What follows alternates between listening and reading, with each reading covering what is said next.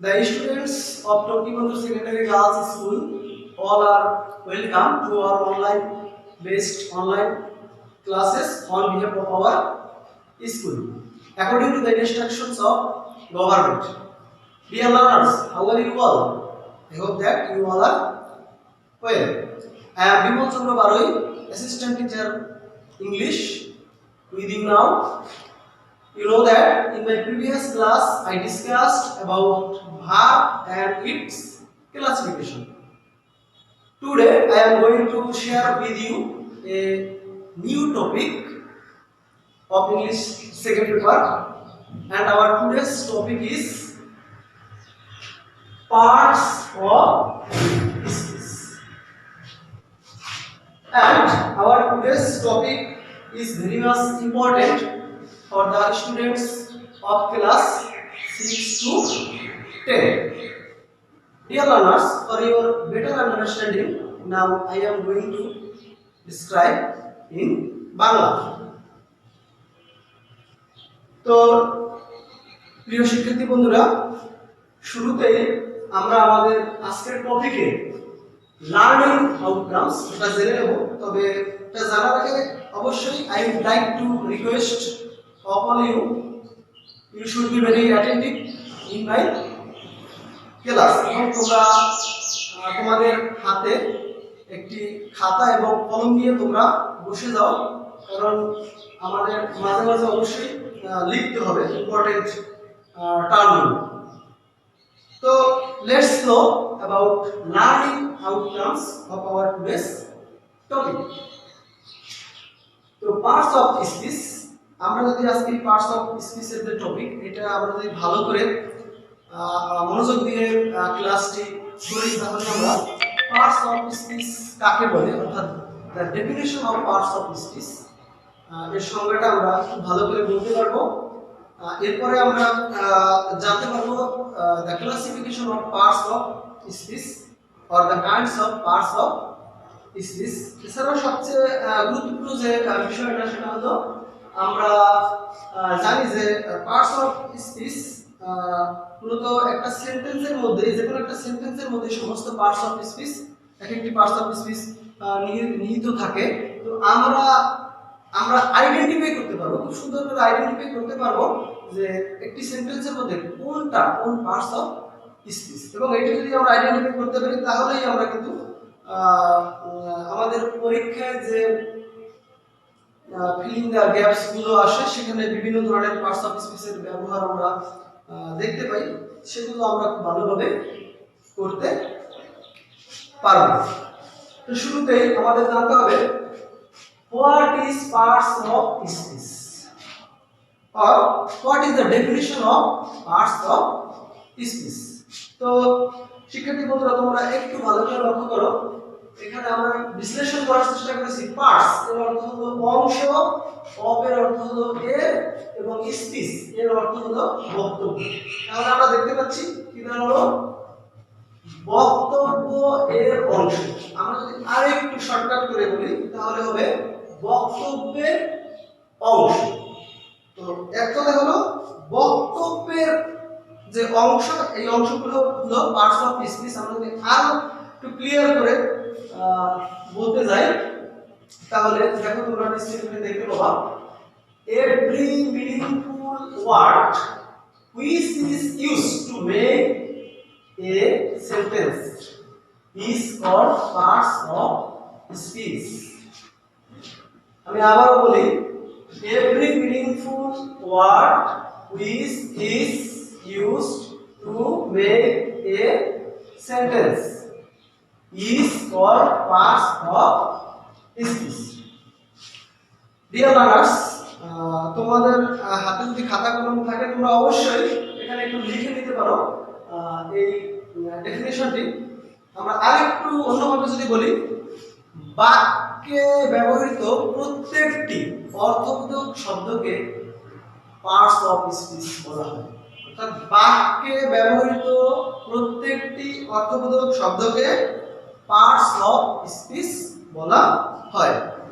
যদি আমরা একটা এক্সাম্পলের দিকে একটু লক্ষ্য করি তাহলে তোমরা নিশ্চয়ই দেখতে পাবে, এখানে শুরুতেই আছে মিষ্টি ইজ এ সুইট গার্ল। এখানে আমরা দেখতে পাচ্ছি মিষ্টি একটা পার্টস অফ স্পিচ, ইজ একটা পার্ট অফ স্পিচ। এখানে আছে এ নিয়ে একটু বিষয় আছে, আসলে এর ব্যবহার আমি একটু পরে বলতেছি। এরপরে আছে আমাদের সুইট, তারপরে আছে আমাদের গার্ল। আমরা দেখতে পাচ্ছি এখানে একটি সেন্টেন্সের মধ্যে প্রত্যেকটা ওয়ার্ডই হলো এক একটি পার্টস অফ স্পিচ। অর্থাৎ এটি হলো আমাদের কি মিষ্টি নাউন, ইজ হলো ভার্ব, এ হলো আর্টিকেল। আমি এখনই বলে দিচ্ছি, আসলে এ এম বি এগুলো মূলত হলো আর্টিকেল। এদের বিশেষ ব্যবহারের ক্ষেত্রে এরা আর্টিকেল হিসেবে ব্যবহৃত হয়, তবে এগুলো মাঝে মাঝে অ্যাডজেক্টিভেরও কাজ করে। এগুলো হলো ডেমনস্ট্রেটিভ অ্যাডজেক্টিভ। যেমন যখন এগুলো কোনো নাউন বা প্রোনাউনের সংখ্যা নির্দেশ করে, যেমন এ বুক একটি বই, তখন এ বুক এই বইটিকে এটি মডিফাই করেছে, এই কারণে এখানে এ হলো একটি অ্যাডজেক্টিভ। সো আমরা বলতে পারি যে আর্টিকেল ও হলো এক ধরনের অ্যাডজেক্টিভ এবং এটিও হলো কি এক ধরনের পার্টস অফ স্পিচ। এই বিষয়ে আমরা পরবর্তী ভিডিও ক্লিপসে ভালো করে বিশ্লেষণ করব। তো আমরা দেখতে পাচ্ছি এখানে যে সংজ্ঞা অনুসারে বাক্যে ব্যবহৃত প্রত্যেকটি অর্থবোধক শব্দকে পার্টস অফ স্পিচ বলে। অর্থাৎ প্রত্যেকটি এই সেন্টেন্সের মধ্যে প্রত্যেকটি এখানে কি একটি করে পার্টস অফ স্পিচ। তাহলে আবার আমি সংজ্ঞাটা ইংলিশে আরেকটু বলি। Every meaningful word which is used to make a sentence is called parts of speech. তাহলে প্রিয় লার্নার্স, আমি আশা করি তোমরা এখন অবশ্যই বুঝতে পেরেছো। আর যদি তোমাদের বুঝতে কোনো সমস্যা হয় তোমরা অবশ্যই আমার পরবর্তী ক্লাসের আগে কমেন্টসে জানিয়ে দেবে, তাহলে সেটা নিয়ে আমি কি আলোচনা করতে পারবো। শিক্ষার্থী বন্ধুরা, তোমরা ভালো করে খেয়াল করবে। এবার আমরা চলে যাব পার্টস অফ স্পিচের প্রকার, অর্থাৎ kinds of parts of speech or the classification of parts of speech or the types of parts of speech. প্রিয় শিক্ষার্থীরা, আমরা এখানে দেখতে পাচ্ছি পার্টস অফ স্পিচ 8 প্রকার। Parts of speech K mainly 8 প্রকারে ভাগ করা হয়েছে। প্রথমে হচ্ছে নাউন, তারপরে হচ্ছে প্রোনাউন, তারপরে হচ্ছে verb, adjective, adverb, preposition, conjunction and interjection. আমি আবার বলি, noun, pronoun, verb, adjective, adverb, preposition, conjunction and interjection. এখন আমরা শুরুতেই জেনে নেব নাউন সম্পর্কে।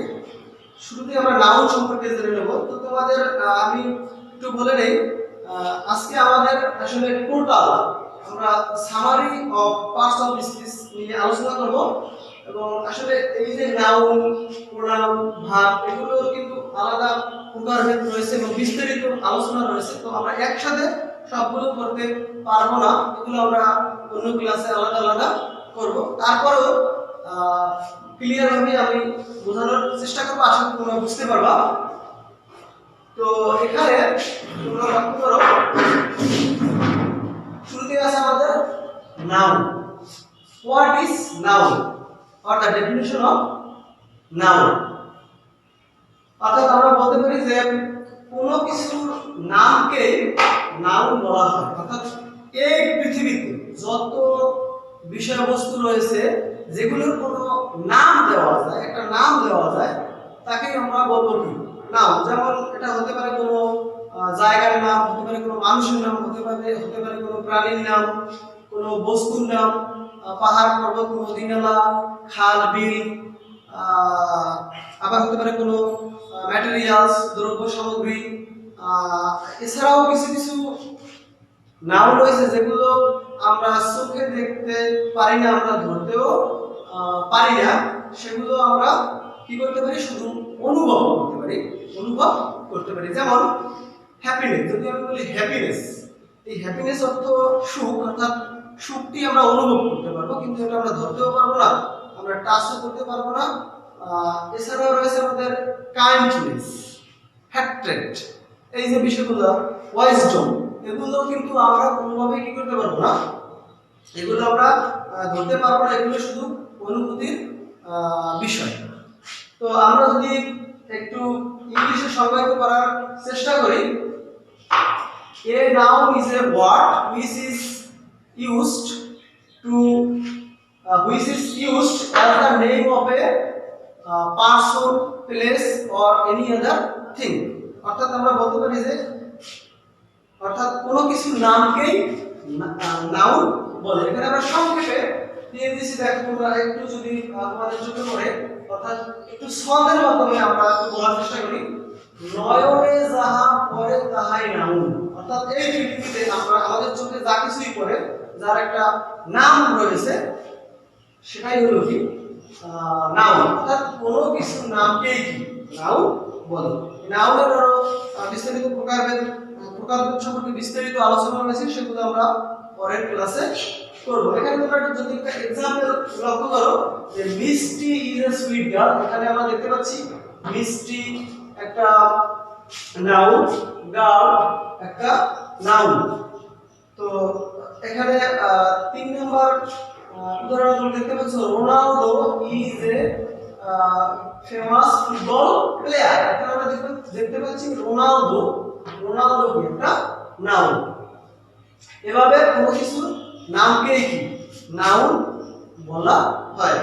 সাপোজ তোমরা এখন ক্লাসে রয়েছে, শ্রেণীকক্ষে রয়েছে, এবং তোমরা যদি ক্লাস করো, তো তোমাদের ক্লাসে কি এই যে প্রত্যেকের তোমাদের যে ক্লাসমেট রয়েছে, প্রত্যেকের একটা আলাদা করে নাম রয়েছে। এই যে নামগুলো, এগুলোই হলো কি নাউন। এছাড়াও আরো বিভিন্ন জিনিসকে আমরা কি নাউন বলতে পারি।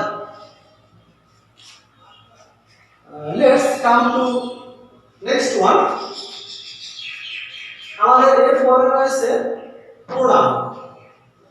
তো দেখো, প্রোনাউন এর বাংলা অর্থ হলো সর্বনাম। প্রোনাউনের বাংলা অর্থ হলো সর্বনাম। প্রোনাউন কি, হোয়াট ইজ প্রোনাউন? আমরা যদি বলি, এখানে একটু শর্টকাটে বলা আছে ছন্দের মধ্যে, প্রোনাউন হলো বদলি খাটা। প্রোনাউন হলো বদলি খাটা, অর্থাৎ নাউনের পরিবর্তে যে ওয়ার্ড ব্যবহৃত হয় তাকে প্রোনাউন বলে। অর্থাৎ একটি সেন্টেন্সে আমরা প্রথমে তো একটা নাউনের ব্যবহার করে থাকি, কিন্তু তারপরে যখন ওই নাউনকে সেম রূপ দেওয়ার জন্য অন্য যে ওয়ার্ড ব্যবহার করে থাকি, তাকেই বলা হয় প্রোনাউন। আমরা যদি একটু উদাহরণ এক্সাম্পল লক্ষ্য করি, তাহলে তোমরা বুঝতে পারবে। দেখো, তারপর মিষ্টি ইজ এ সুইট গার্ল, কিন্তু এখানে রয়েছে তারপরে she goes to school regularly। এখানে দেখো, মিষ্টির পরিবর্তে আমরা ব্যবহার করতে পেরেছি কি, ব্যবহার করেছি she। তো এখানে she হলো তোমার প্রোনাউন। আবার রোনালদো, এই রোনালদোর পরিবর্তে আমরা কি ব্যবহার করতে পারি, হি ব্যবহার করতে পারি। অর্থাৎ পুরুষবাচক শব্দের ক্ষেত্রে আমরা হি ব্যবহার করতে পারি, আর স্ত্রীবাচক শব্দের ক্ষেত্রে আমরা শি ব্যবহার করতে পারি। তো এভাবে প্রোনাউন হলো অর্থাৎ কোনো নামের পরিবর্তে যেটা ব্যবহৃত হয় তাকে বলা হয় প্রোনাউন। হতে পারে হি, শি, দে, ইট, বস্তুর পরিবর্তে ইট ব্যবহৃত হয়। এভাবে বিভিন্ন ধরনের প্রোনাউনের আমরা ব্যবহার দেখতে পাই। তো এভাবে আমরা যদি একটু প্রোনাউনের ইংলিশ সংজ্ঞায়িত করি, ইংলিশটা যদি আমরা একটু সংজ্ঞায়িত করার চেষ্টা করি, তাহলে আমরা বলবো যে a pronoun is a word which is used in place of a noun, or a pronoun is a word which is used instead of a noun. Dear learners, আমি আশা করি যে তোমরা অবশ্যই এখন প্রোনাউন সম্পর্কে বুঝতে পেরেছো। Let's come to next one. এসো আমরা পরবর্তী প্রকারভেদে চলে যাই। এরপরে আমাদের সিরিয়াল মধ্যে রয়েছে আমাদের ভার। তো ভার অর্থ তোমরা জানো, বাংলা অর্থ হলো ক্রিয়া। ভার অর্থ হলো ক্রিয়া, অর্থাৎ এখানে শর্টকাটে বলা আছে ভার হলো হাঁটা। যদি আমরা একটু শব্দের মাধ্যমে বলি, ভার হলো হাঁটা, অর্থাৎ কোনো কাজ করা বোঝায়। অর্থাৎ যে ওয়ার্ড দ্বারা কোনো সেন্টেন্সে যে ওয়ার্ড দ্বারা কোনো কাজ করা বোঝায় বা কোনো অ্যাকশন প্রকাশ করে, তখন তাকে বলা হয় ভার। তবে ভার শুধুমাত্র অ্যাকশন ভার্বই রয়েছে তা না। যেমন অ্যাকশন ভার্ব বলতে আমরা যেমন ইট, গো, প্লে, রাইট, এগুলো হলো অ্যাকশন ভার্ব। এছাড়া আমরা আরো কিছু ভার্বের ব্যবহার দেখতে পাই, যেমন auxiliary verb. Auxiliary verb am, is, are, was, were, এগুলোরও আমরা ব্যবহার দেখতে পাই। এছাড়াও কি আমরা মডাল অক্সিলারি ভার্বের ব্যবহারও কি একটি সেন্টেন্সে দেখতে পাই। তো ভার্ব বিভিন্ন ভাবে একটি সেন্টেন্সে ব্যবহার হতে পারে। যদি আমরা একটা एग्जांपल লক্ষ্য করি, we are doing online class now. এই যে এখন কিন্তু আমরা অনলাইন ক্লাস করতেছি। তো এখানে আমরা দেখতে পাচ্ছি আর হচ্ছে অক্সিলারি ভার্ব এবং ডুইং এটা হচ্ছে কিন্তু প্রিন্সিপাল ভার্ব।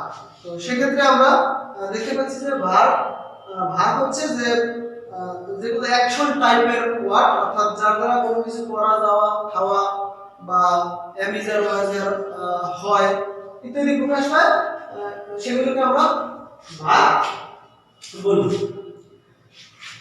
লার্নার্স, এর পরবর্তীতে আমরা চলে যাব অ্যাডজেক্টিভের ব্যবহারে। দেখো অ্যাডজেক্টিভ। তো অ্যাডজেক্টিভ এটা হলো মূলত দেখো দোষ গুণে গায়ে গান। দোষ গুণে গায়ে গান। তো আসলে অ্যাডজেক্টিভ হলো মূলত বাংলা অর্থ হলো বিশেষণ, অর্থাৎ যে ওয়ার্ড কোনো নাউন বা প্রোনাউনকে বিশেষিত করে, অর্থাৎ যে ওয়ার্ড কোনো নাউন বা প্রোনাউনের বৈশিষ্ট্য প্রকাশ করে। অর্থাৎ যে ওয়ার্ড দ্বারা কোনো নাউন বা প্রোনাউনের বৈশিষ্ট্য বা এদের বিশ্লেষণ প্রকাশিত হয়, সেই সব ওয়ার্ডকে অ্যাডজেক্টিভ বলা হয়। তো দেখো এখানে নাউন বা প্রোনাউন সাধারণত একটি সেন্টেন্সের সাবজেক্ট এবং অবজেক্ট হিসেবে ব্যবহৃত হয়। তখন এই সাবজেক্ট বা অবজেক্ট এগুলোকে যখন বিশেষিত করে বা মডিফাই করে, তখন তাকে অ্যাডজেক্টিভ বলা হয়। আমরা যদি ইংলিশে একটু সংজ্ঞায়িত করি, তাহলে বিষয়টা এরকম হবে: an adjective is a word which is used for qualifying the meaning of a noun or a pronoun। অর্থাৎ নাউন বা প্রোনাউনকে যদি কোয়ালিফাই করার জন্য যে ওয়ার্ড ব্যবহৃত হয় তাকে বলা হয় অ্যাডজেক্টিভ। তো আমরা যদি একটু উদাহরণ এক্সাম্পলের দিকে আমরা যদি একটু লক্ষ্য করি, তোমরা এখানে দেখো Ronaldo is a famous football player. এখানে আমরা দেখতে পাচ্ছি Ronaldo, famous K Ronaldo is a famous football player. So এখানে ফেমাস শব্দটি হচ্ছে অ্যাডজেক্টিভ। আমরা যদি বলি শি ইজ বিউটিফুল, এখানে বিউটিফুল শব্দটা এখানে অ্যাডজেক্টিভ। আমরা বলতে পারি যে ওয়ার্ডগুলো নাউন বা প্রোনাউনকে বিশেষিত করবে বা বিশ্লেষণ করবে, কোয়ালিফাই করে, মডিফাই করে, তখন তাকে বলা হয় অ্যাডজেক্টিভ। তো আমি আশা করছি প্রিয় শিক্ষার্থীরা তোমরা অবশ্যই তা বুঝতে পেরেছো। এরপরে আমরা চলে যাব অ্যাডভার্ব। What is adverb? দেখো অ্যাডভার্ব হলো রকম শব্দ। অর্থাৎ অ্যাডভার্ব সংক্ষেপে দেখো, adverb is a word which is used to qualify a verb, an adjective, an adverb and also a sentence। অর্থাৎ একটা অ্যাডভার্বের কাজ কি? এরা মূলত ভার্বকে মডিফাই করবে, অ্যাডজেক্টিভকে মডিফাই করতে পারে, অ্যাডভার্বকে মডিফাই করতে পারে এবং মাঝে মাঝে পুরো সেন্টেন্সকেও এরা মডিফাই করতে পারে। অর্থাৎ আমরা বলতে পারি যে যে ওয়ার্ড একটি সেন্টেন্সের মধ্যে কোনো ভার্ব, অ্যাডজেক্টিভ, অ্যাডভার্ব এবং মাঝে মাঝে পুরো সেন্টেন্সকে মডিফাই করে বা বিশেষিত করে তখন তাকে অ্যাডভার্ব বলা হয়। আর অ্যাডভার্বের বাংলা অর্থ হলো ক্রিয়া বিশেষণ। বিশেষ করে এরা ক্রিয়াকে বা ভার্বকে বিশেষিত করে বা কোয়ালিফাই করে বা মডিফাই করে। আমরা যদি একটা एग्जांपल দেখি তাহলে আমরা একটু ক্লিয়ার হতে পারবো। এখানে দেখো our today's class is very very important. Our today's class is very very important. এখানে দেখো,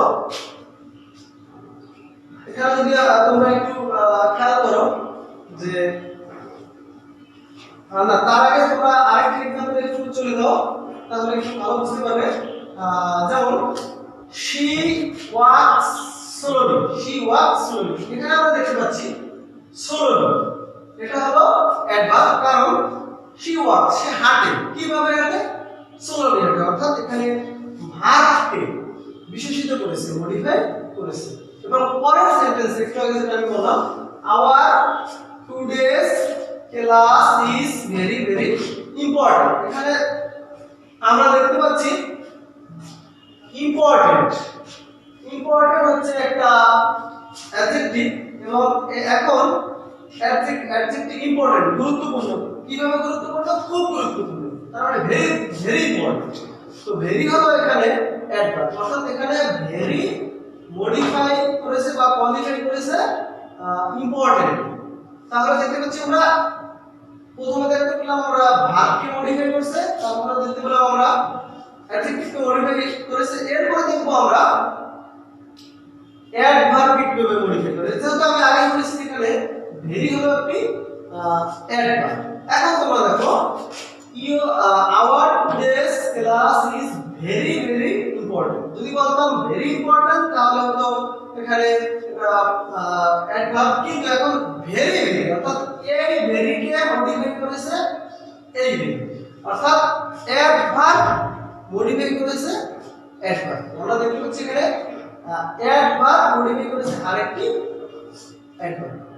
তো আমরা বলতে পারি যে তো আমরা এখানে দেখতে পাচ্ছি যে এখানে একটি অ্যাডজেক্টিভকে মডিফাই করা হয়েছে এবং একটি অ্যাডভার্বকেও মডিফাই করা হয়েছে এবং তার আগে দেখলাম আমরা একটি ভার্বকে মডিফাই করা হয়েছে। এবারে পরের एग्जांपल আমরা দেখব কিভাবে একটি সেন্টেন্সকে মডিফাই করে। Suddenly I saw a snake, হঠাৎ করে আমি একটি সাপ দেখতে পেলাম। এখানে আমরা দেখতে পাচ্ছি সাডেনলি, অর্থাৎ এই সাডেনলি শব্দটা পুরো সেন্টেন্সকে মডিফাই করেছে বা কোয়ালিফাই করেছে। সাডেনলি কি? সাডেনলি হঠাৎ করে কি ঘটছে? আই স এ স্নেক, অর্থাৎ আমি একটি সাপ দেখেছি। তো আমরা দেখতে পাচ্ছি যে অ্যাডভার্ব মডিফাই করতে পারে কাকে? এক নম্বরে ভার্বকে মডিফাই করতে পারে, দ্বিতীয় নম্বরে অ্যাডজেক্টিভকে মডিফাই করতে পারে, তৃতীয় নম্বরে অ্যাডভার্বকে মডিফাই করতে পারে এবং মাঝে মাঝে পুরো সেন্টেন্সকে মডিফাই করতে পারে। আমি আশা করতেছি তোমরা অবশ্যই এখন অ্যাডভার্ব সম্পর্কে বুঝতে পেরেছো। আর তোমরা অবশ্যই এখানে যে উদাহরণগুলো দেওয়া আছে তোমরা একটু লিখে নাও, তাহলে তোমাদের জন্য খুব ভালো হবে বুঝতে। এবং এখানে পুরোপুরি যে পার্টস অফ স্পিচের ব্যাখ্যা করা রয়েছে এগুলো তোমরা ঠিক খাতায় তুলে নাও। এরপরে আমরা চলে যাব নেক্সট ওয়ানে। এরপরে রয়েছে আমাদের প্রিপোজিশন। এখানে ছন্দে বলা আছে প্রিপোজিশন হলো অবস্থান, অর্থাৎ কোন নাউন ও প্রোনাউনের পূর্বে অবস্থান। যদি আমরা একটু সংজ্ঞায়িত করার চেষ্টা করি, প্রিপোজিশন হলো অবস্থান, অর্থাৎ যে ওয়ার্ড কোনো নাউন বা প্রোনাউনের পূর্বে বসে ওই নাউন বা প্রোনাউনের সাথে সেন্টেন্সের অন্যান্য ওয়ার্ডের সাথে একটা সম্পর্ক স্থাপন করে তখন তাকে বলা হয় প্রিপোজিশন। আমরা যদি একটা एग्जांपल এখানে দেখি তোমরা বুঝতে পারবে। the pen is inside my pocket, suppose this is my pen, this pen, এখানে আমরা দেখতে পাচ্ছি the pen is inside my pocket, অর্থাৎ আমার পকেটের ভিতরে, ইনসাইড হলো এখানে প্রিপজিশন। স্যার আমরা বলতে পারি suppose A marker, A marker is on my head, on my head, এখানে দেখতে পাচ্ছ অন, অন হচ্ছে এখানে প্রিপজিশন, আর অনটা কিন্তু এখানে ব্যবহৃত হয়েছে, দেখো এখানে কিন্তু আমার ঠিক মাথার উপরে, অর্থাৎ মাথার উপরে সংযোগ অবস্থা, অর্থাৎ টাচ অবস্থা আছে, কন্টাক্ট অবস্থা আছে। কিন্তু যদি টাচ না হয়ে উপরে চলে যায় তখন কিন্তু আর অন হবে না। দেখো এখন আমি বললাম যে কি a marker is on my head, কিন্তু যদি মনে করো একটা ফ্যান ঘুরতেছে এখানে, তাহলে সেক্ষেত্রে কি হবে, a fan is, a fan is above my head, a fan is above my head, তখন সেক্ষেত্রে কিন্তু এই অন না হয়ে যাবে অ্যাবভ, অ্যাবভ অর্থ উপরে। যখন লাগালাগি অবস্থায় অর্থাৎ সংযোগ অবস্থা না থেকে একটু উপরে থাকবে তখন কিন্তু আমরা সেটাকে অন আর বলবো না, তখন অ্যাবভ বলবো। দেখতে পাচ্ছি ইনসাইড, অন, তারপর রয়েছে এবার এভাবে ইন, অ্যাট,